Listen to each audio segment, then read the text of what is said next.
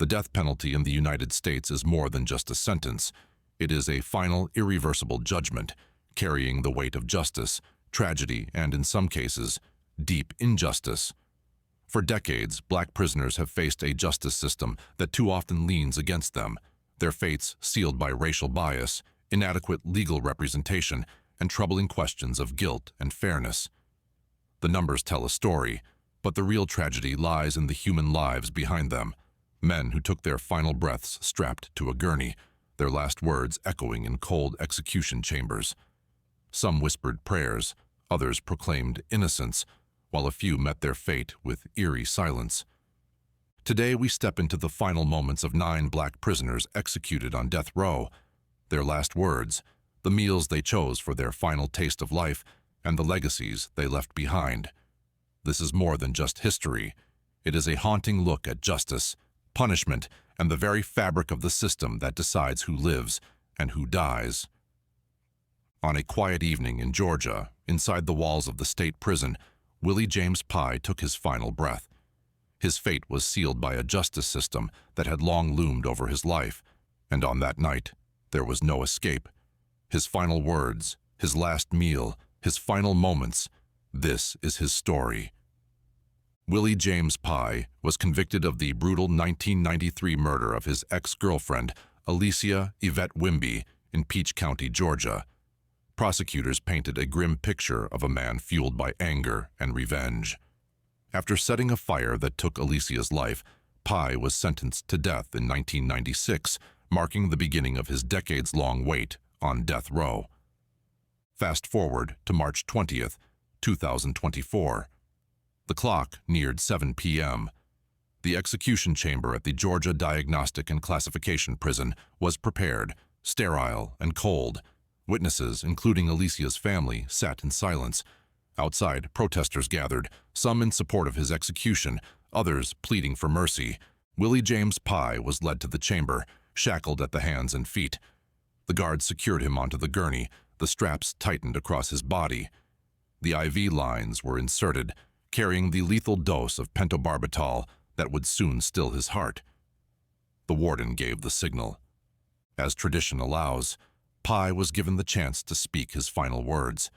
He turned his head slightly, and, with a steady voice, he said, "I am sorry for the pain I caused. I have made peace with my fate. I hope Alicia's family finds peace too." Before facing death, Willie James Pye made one final request. His last meal. He chose a plate of fried chicken, macaroni and cheese, collard greens, cornbread, and a slice of sweet potato pie. A meal rich in Southern comfort, perhaps a fleeting reminder of home before the inevitable. At exactly 7:11 p.m., the execution began. The sedative took hold. His breathing slowed. The room was silent, except for the soft murmurs of those watching. Then, at 7:21 p.m., it was over. Willie James Pye was pronounced dead. With his death, another chapter in America's long and complicated history with the death penalty was written. In the early evening hours of April 4th, 2024, the heavy steel doors of the Oklahoma State Penitentiary swung open for the last time for Michael Dwayne Smith.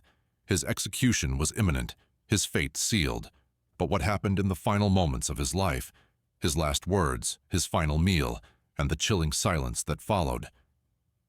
Michael Dwayne Smith was sentenced to death for the 2002 murder of 40-year-old Samuel Manuel in Oklahoma City. Prosecutors described it as an execution-style killing, cold, calculated, and merciless. Smith, then just 19 years old, had a history of violent offenses, and after years of appeals, his time had finally run out. April 4th, 2024. The prison walls were heavy with the weight of what was about to happen.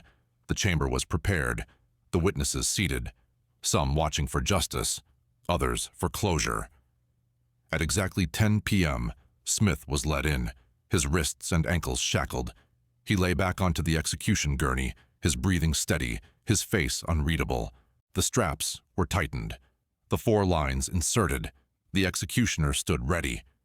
Before the lethal drugs flowed through his veins, Smith was given a chance to speak. He took a deep breath and uttered his final words. "I'm sorry to those I hurt. I hope my family finds peace. I'm ready to go." Before facing death, Smith made one final request, his last meal. He chose a double cheeseburger, a large order of fries, fried okra, and a chocolate milkshake, a heavy meal for a heavy night. At 10:07 p.m., the execution began. The first drug entered his system, sedating him almost instantly. His chest rose and fell, slower and slower. At 10:16 p.m., he was pronounced dead. The witnesses remained seated for a moment. Then, one by one, they walked away. The chamber emptied, leaving behind only silence. Segment 3. The Execution of Keith Edmund Gavin. On January 10, 2024, Keith Edmund Gavin took his final walk. After decades on death row, the state of Alabama was about to carry out his execution. This is the story of his last meal, his final words, and the moments before his life was taken. Keith Edmund Gavin was sentenced to death for the 1998 murder of Kenneth Hawley during a robbery in Birmingham, Alabama. Hawley was shot and killed in his own home. Prosecutors argued that Gavin had no remorse, that he committed the crime without hesitation. For 25 years, he fought his conviction, but the courts remained firm. His execution was inevitable. January 10, 2024. Inside the Holman Correctional Facility, witnesses filed into the viewing room. The sterile walls of the execution chamber reflected the cold reality of the moment. At precisely 6 p.m., Keith Gavin was led into the room, his hands and feet shackled. He lay on the gurney, staring at the ceiling as officers tightened the restraints around his arms and legs. The 4 was inserted. The executioner waited for the final words. With all eyes on him, Keith Gavin spoke his last words. "I hope my death brings peace to those I've hurt. I am sorry." It was a simple statement. No outbursts, no last-minute pleas, just a quiet acceptance. Before facing execution, Gavin was given one final comfort, his last meal. He requested fried chicken, collard greens, cornbread, and a slice of pecan pie, a meal rich in Southern tradition, a final taste of the world he was leaving behind. At 6:15 p.m., the first drug flowed into Gavin's veins. His chest rose and fell, each breath slower than the last. Within minutes, his body went still. At 6:23 p.m., Keith Edmund Gavin was pronounced dead. The room emptied, the gurney was stripped, and just like that, another name was crossed off the list of the condemned. Keith Gavin's story is one of crime, punishment, and the finality of the death penalty. But was justice truly served? Let us know your thoughts below. On May 3, 2023, Arthur Lee Burton took his final steps inside the execution chamber at the Potosi Correctional Center in Missouri. After decades on death row, the state was about to carry out his sentence. This is the story of his final hours, his last meal, his last words, and the final moments before his life was taken. Arthur Lee Burton was convicted in 1993 for the brutal murder of 63-year-old Joseph Whitmore, a retired schoolteacher in St. Louis. Prosecutors argued that Burton, then 23 years old, had broken into Whitmore's home, attacked him, and fatally stabbed him during a robbery gone wrong. The crime shocked the community. Burton was sentenced to death, and despite numerous appeals, his fate was sealed. May 3, 2023. Inside the execution chamber, the air was heavy with silence. Witnesses, including Whitmore's family, sat behind a glass partition, waiting for justice to be served. Burton, wearing a white prison uniform, was led into the room. His expression remained calm, his breathing steady. He was strapped to the gurney, his arms stretched out, IV lines inserted into his veins. The executioner stood by, waiting for the final words. When asked if he had any last words, Arthur Lee Burton spoke softly but clearly. "I want to apologize to the Whitmore family. I know my words don't change anything, but I pray you find peace." He then took a deep breath and added, "I'm ready." Before facing execution, Burton had one final request, his last meal. He chose a cheeseburger with bacon, crispy French fries, a slice of cheesecake, and a cold Dr. Pepper. A simple but indulgent meal, a brief comfort before his final moments.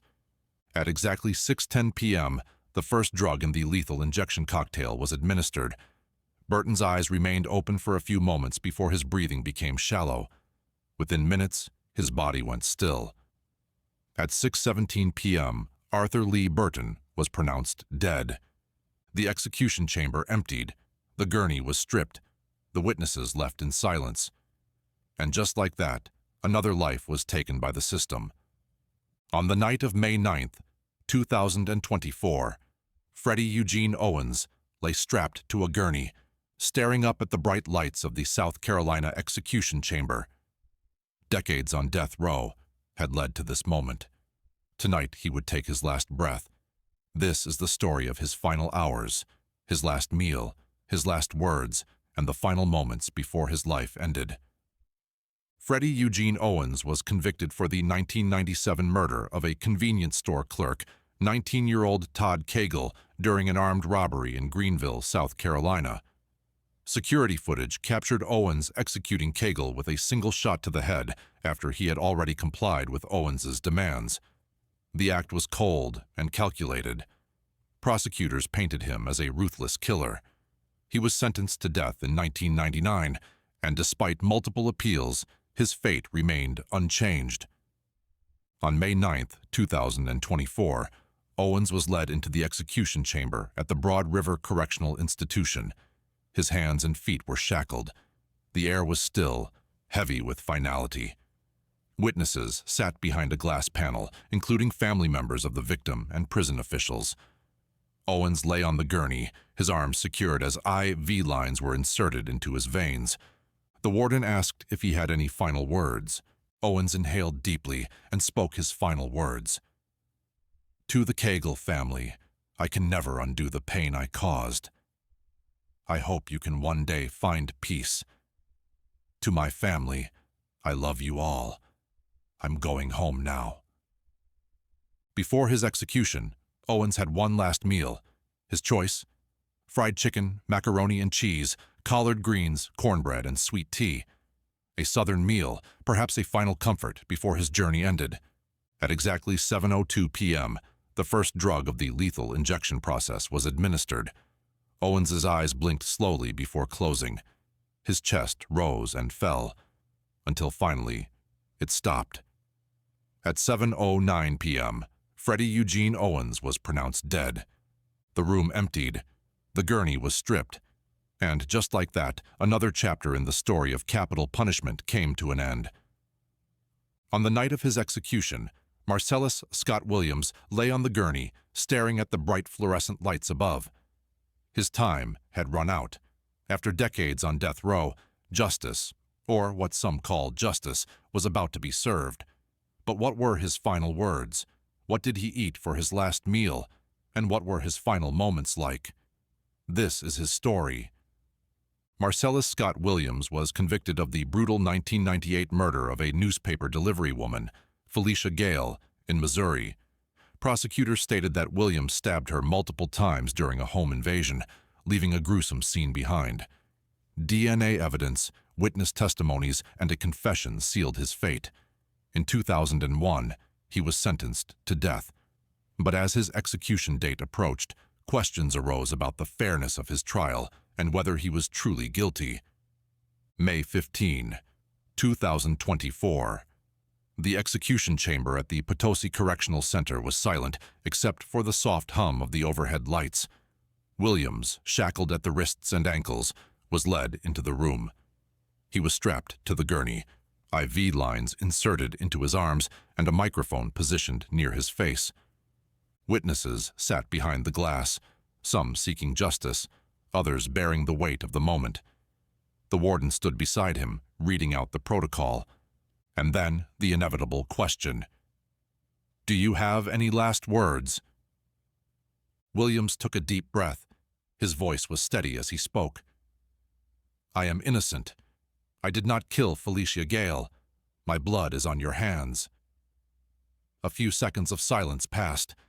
Then he turned his head, whispering to his family, "I love you all."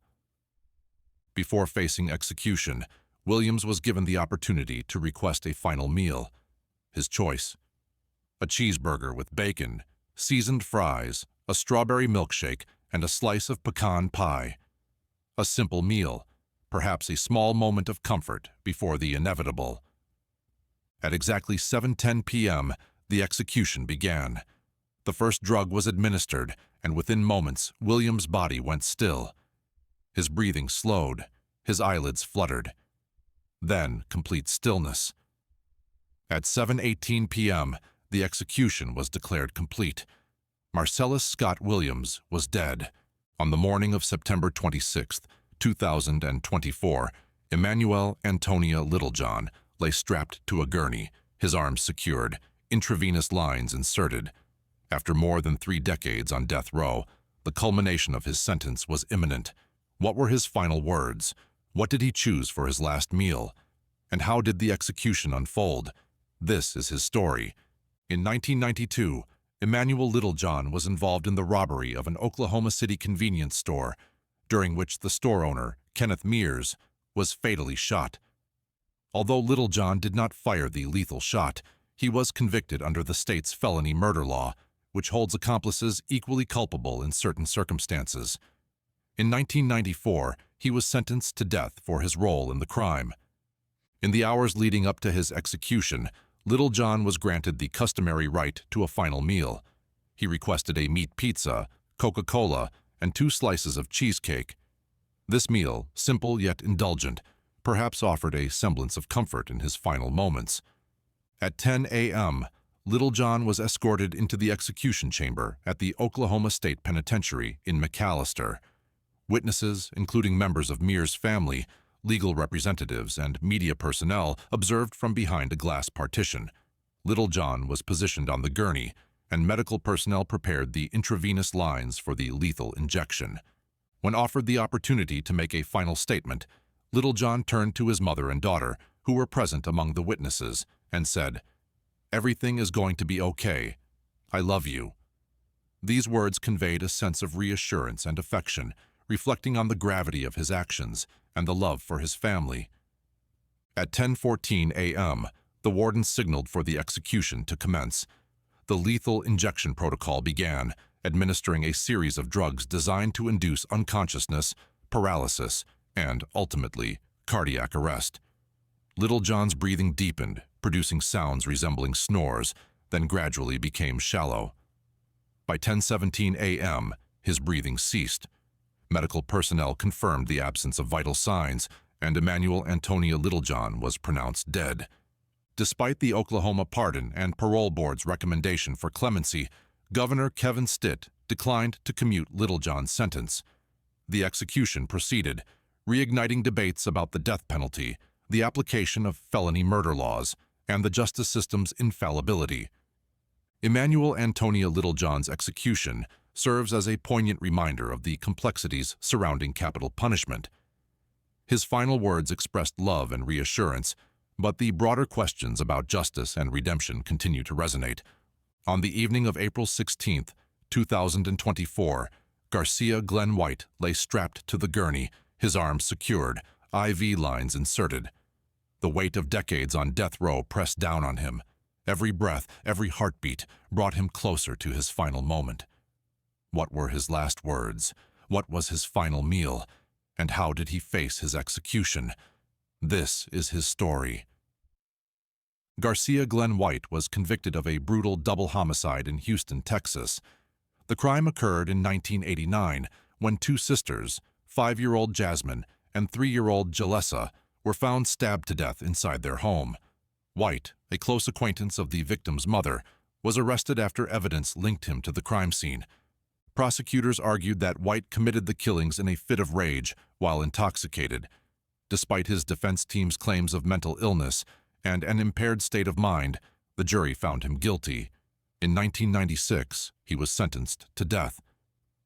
For nearly 3 decades, White sat on death row, filing multiple appeals. But in the end, the courts upheld his sentence. The execution date was set. His final hours had begun. In his last hours, White was offered the traditional choice granted to death row inmates, a final meal. He made his selection carefully: fried chicken, mashed potatoes with gravy, and a slice of pecan pie. He ate in silence, occasionally pausing, as if reflecting on the life that was slipping away. At precisely 6:42 p.m., Garcia Glenn White was led into the execution chamber at the Texas State Penitentiary. Witnesses, including members of the victim's family, sat behind the glass, watching in silence. White was strapped to the gurney, his hands motionless at his sides. The executioner prepared the lethal injection. When asked if he had any last words, White's voice was calm but firm. He turned his head slightly, looked toward the witnesses, and simply said, "I'm sorry. I hope this brings peace." A few moments later, the warden gave the signal. The lethal injection began. Within minutes, White's breathing slowed. His eyelids grew heavy. And at 6:48 p.m., he was pronounced dead. On the evening of November 1st, 2024, Richard Bernard Moore lay strapped to a gurney, his arms secured, intravenous lines inserted. After decades on death row, the culmination of his sentence was imminent. What were his final words? What did he choose for his last meal? And how did the execution unfold? This is his story. In September 1999, Richard Bernard Moore entered Nicky's Speedy Mart in Spartanburg, South Carolina. Intending to commit robbery to support his drug addiction, Moore encountered store clerk James Mahoney. A confrontation ensued, leading to a tragic exchange of gunfire. Mahoney was fatally shot, and Moore sustained injuries. In 2001, Moore was convicted of murder and armed robbery, receiving a death sentence. In the hours leading up to his execution, Moore was granted the customary right to a final meal. He requested a medium-rare steak, fried catfish and shrimp, scalloped potatoes, green peas, broccoli with cheese, sweet potato pie, German chocolate cake, and grape juice. This meal, rich and varied, perhaps offered a semblance of comfort in his final moments. At 6 p.m., Moore was escorted into the execution chamber at the Broad River Correctional Institution. Witnesses, including members of Mahoney's family, legal representatives, and media personnel, observed from behind a glass partition.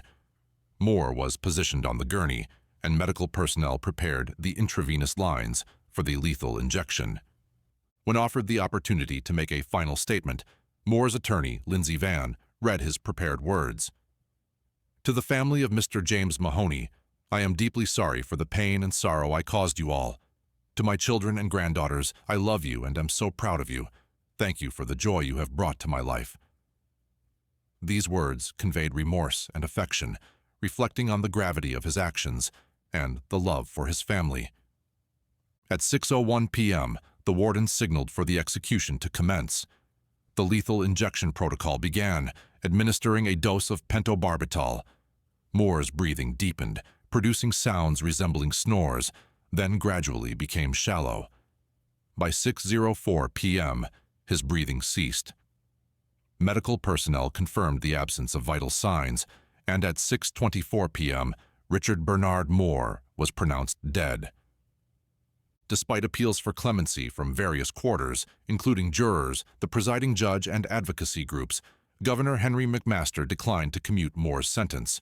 The execution proceeded, reigniting debates about the death penalty, racial disparities, and the justice system's infallibility. Each of these cases carries its own history, its own tragedy, and its own unanswered questions. The death penalty remains a subject of intense debate in the U.S., with concerns over racial bias, wrongful convictions, and ethical considerations at the forefront. What do you think? Should the death penalty still be used? Let us know in the comments. And don't forget to like, share, and subscribe for more content like this.